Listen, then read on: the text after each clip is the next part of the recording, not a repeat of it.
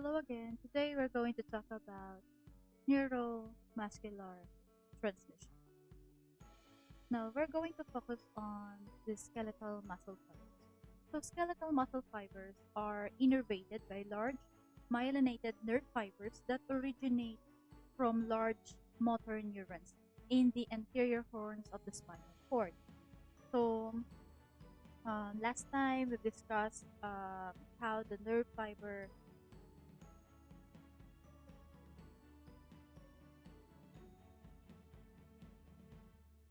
and each nerve endings makes a junction called the neuromuscular junction with the muscle fiber near its midpoint. So the action potential initiated in the muscle fiber by the nerve signal travels in both directions toward the muscle fiber ends. So with the exemption of about 2% of the muscle fibers, there is only one such junction per muscle fiber. And as you can see on this first slide that we have, so the neuromuscular junction from a large myelinated nerve fiber going to the skeletal muscle fiber. So the nerve fiber forms a complex of branching nerve terminals that invaginate into surface of the muscle fiber but lie outside the muscle fiber plasma membrane. So the entire structure is called motor end plate. It is covered by one or more swan cells that insulate it from the surrounding fluids. Now let's um, take a look, take a closer look on our muscle motor end plate.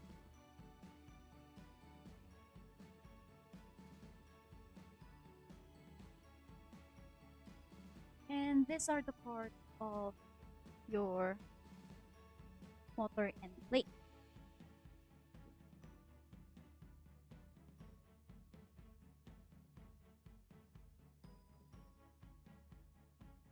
So we have the vesicles here, synaptic vesicles,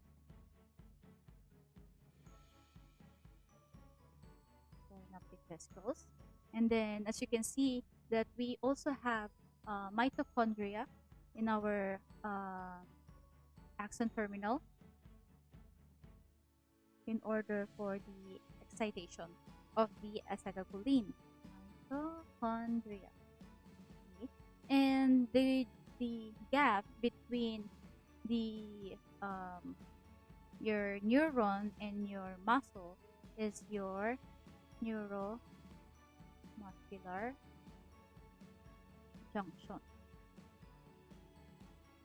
Okay, and these invaginations here are your neural folds.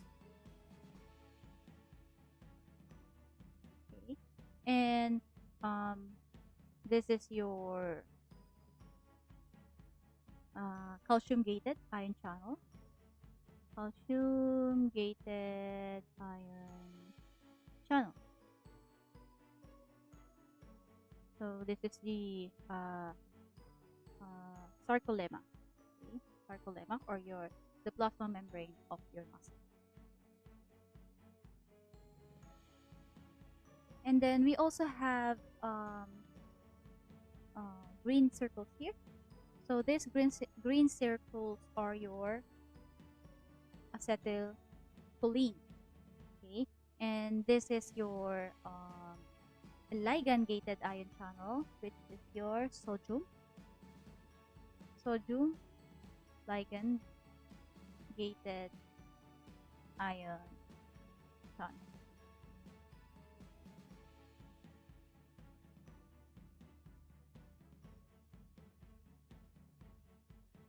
Now, how does the transmission of impulses happens in this neuromuscular junction? Now, the process is the same as the neuron to neuron transmission. Okay, but in this one, we have to tackle it much deeper. Okay, so let's erase first this one. Okay, now when the action potential uh, reaches your axon terminal. Now, of course, sodium will depolarize the membrane. Okay? So there will be an influx of sodium going inside the cell, which depolarizes the membrane of the axon terminal. So there will be an activation of um, calcium gated ion channel that causes an influx of calcium going inside your cell. Okay. Now, once calcium um, goes inside your cell, then it will activate the calcium calmodulin. Okay, where am I going to write that?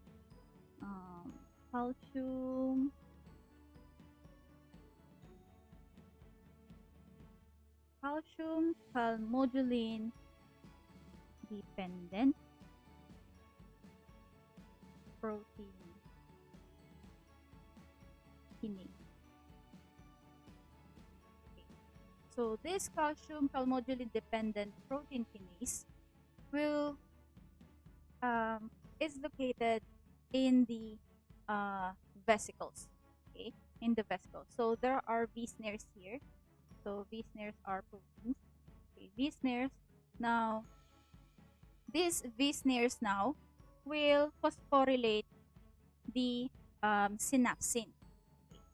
So the calcium calmodulin dependent protein kinase, okay, that is the V snare,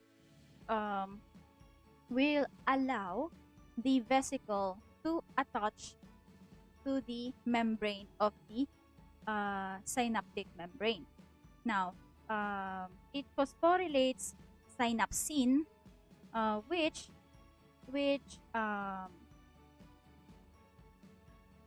which anchors the vesicles to the synaptic membrane. Okay, and then it allows exocytosis, releasing the neurotransmitters or releasing the acetylcholine in the neuromuscular junction. Okay.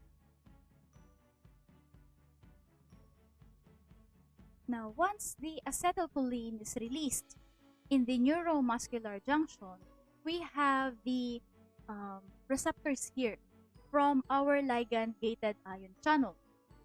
So this is our sodium ligand-gated ion channel. Now, this sodium ligand-gated ion channel will only open when the acetylcholine attaches to this type of protein. Okay, so acetylcholine will attach to the channel first, then allowing the channel to open. Once the channel open, then it will allow the entry of sodium into the membrane of the uh, muscle cell, or the membrane of the skeletal muscle. Now, so this channels will open will open because of the attachment of the acetylcholine on its receptors. Then there will be an influx of sodium inside the skeletal muscle. So influx or more sodium inside the muscle will cause the depolarization of the skeletal muscle. Okay. Now, before we proceed to the action potential itself, now your question is, what will happen now to this acetylcholine that is scattered here or left here in the neuromuscular junction?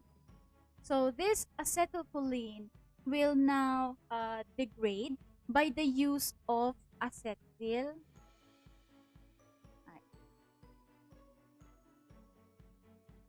will degrade with the use of acetylcholine Okay, acetylcholinesterase. So acetylcholinesterase will break down acetylcholine. So acetylcholine will break down into two. So we have acetate plus choline. Okay. So um, so once it breaks down, choline is transported back. So choline will be transported back to the axon terminal and will be used or recycled to make acetylcholine again. And then acetate will diffuse in the extracellular space. Okay. So the most important thing is that um, choline should or should be transported back because we cannot produce more choline. That's why we have to recycle it. Okay.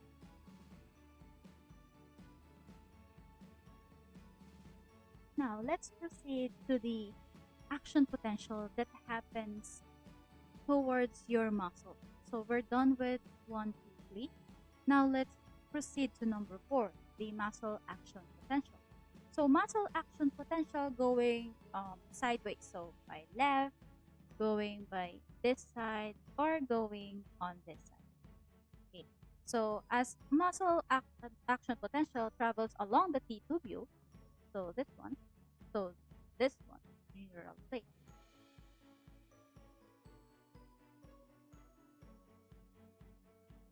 So a muscle fiber is excited via a motor nerve that generates an action potential that spreads along the surface membrane of the muscle fiber. Now, um, uh, the T tubule, T tubule here contains a, receptor protein DHT. Okay, let's have a enlarged view here. So now let's have a closer view of the T tubule. For example, this is your T tubule, and beside that we have your sarcoplasmic reticulum. Okay, and inside your sarcoplasmic reticulum, you have lots of calcium here. Okay, so this is the storage for calcium. Okay, now when action potential reaches your T tubule, then a receptor protein called DHP protein. Wait, I'm going to change my color. Okay. So a DHP protein that is located in your T tubule. So DHP, or your dihydropyridine, will sense the membrane depolarization and will alter conformation and activates the ryanodine receptor that is located in the sarcoplasmic reticulum. So this is the ryanodine receptor, or the RYR is equal to ryanodine. Okay, ryanodine receptor, which releases calcium. Okay, now it will release calcium to your sarcoplasm. Okay, so you will release calcium, so more calcium into your sarcoplasm. Now, these two receptors here are just like um, two gates that will work as one. So this ryanodine will not work if it is not activated by the DHP receptor. So it needed DHP receptor first to activate the RYRA receptor in order for the release of calcium in the sarcoplasm. And number 5, let's have a closer look.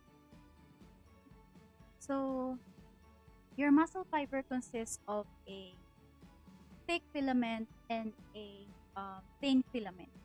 So your this thick and thin filament is your actin and myosin. Okay, so as we discussed in step number 4, that we released more calcium in the sarcoplasm. The release of the increase of calcium in the sarcoplasm, this tiny green dots here are your calcium ions. The increase of calcium ions in your sarcoplasm will now uh, uh, this calcium will bind to your troponin.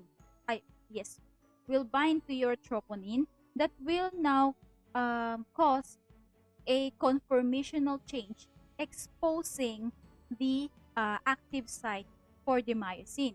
Now, once the active site of this actin is exposed, now myosin will now bind to the active site of the actin. Okay. And then followed by the sixth step, which is your sliding filament tube. Okay. So the continuation is your sliding filament theory. Now let's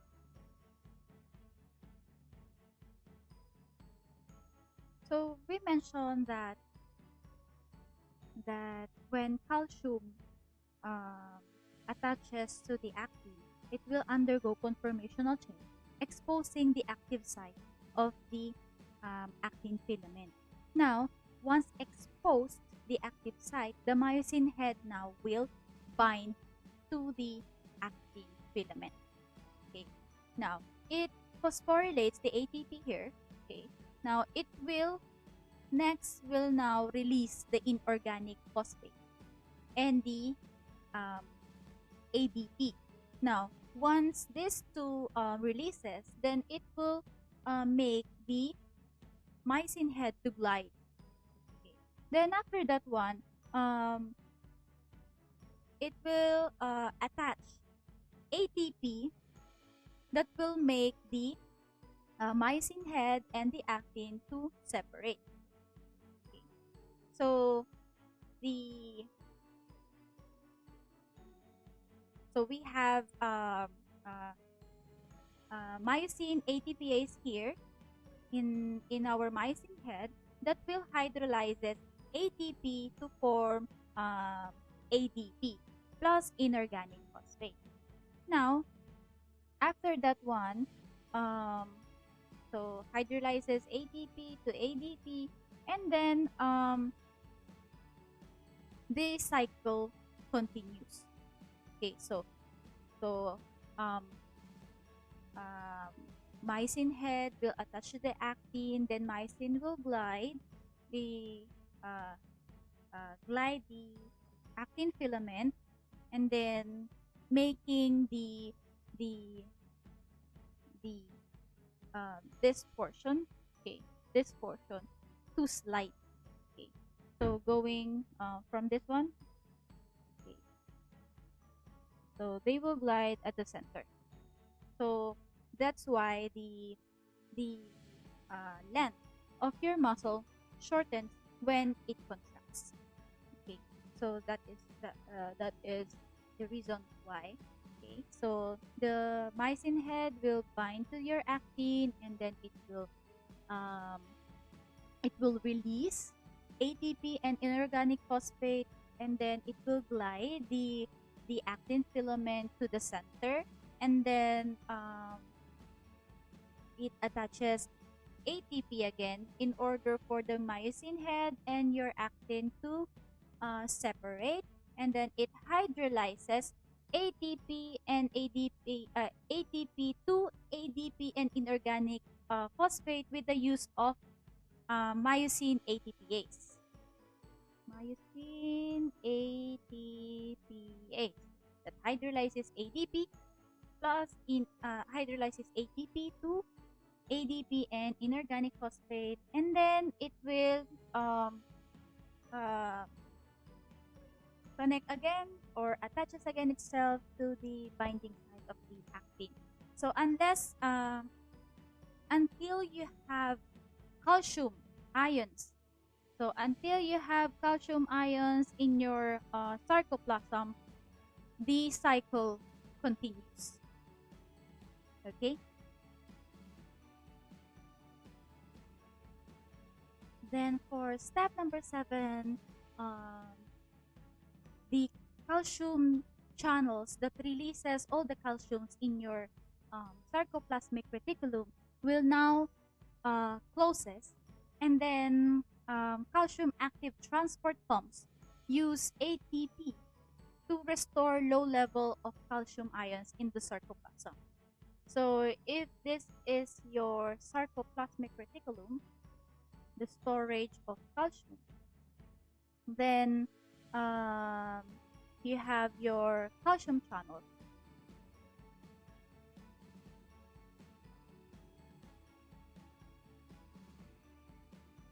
So you have calcium channels all over your sarcoplasmic reticulum. Then it now inhibits, or it closes now this calcium channels. It closes the calcium channel so that there will be no calcium going out of this sarcoplasmic reticulum because it is already closed. Now, with the use of pumps, okay, we said we know that pumps uses ATP just like your sodium potassium ATPase pump. So your calcium pump. So this is your calcium pump. ATP will bind. ATP will bind to your pump, and causing this pump to open. Okay. So once this pump opens, then calcium will move inside your cell. Okay. So it forcefully bringing back all the lost calcium inside your sarcoplasmic reticulum.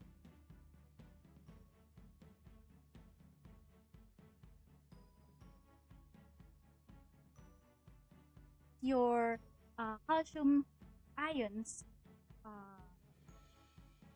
was decreased in amount in your sarcoplasm, then troponin tropomyosin complex slides back into the position where it blocks the myosin binding site to the actin. So if there is no calcium, the binding site of the actin is not exposed, then it will undergo conformational change, hiding the active site of the actin. And then lastly, once the active site of actin is not exposed, then it will undergo your muscle relaxation because there's no calcium involved in your sarcoplasm. So the main function here is that the calcium is the main ion responsible for the muscle contraction to occur.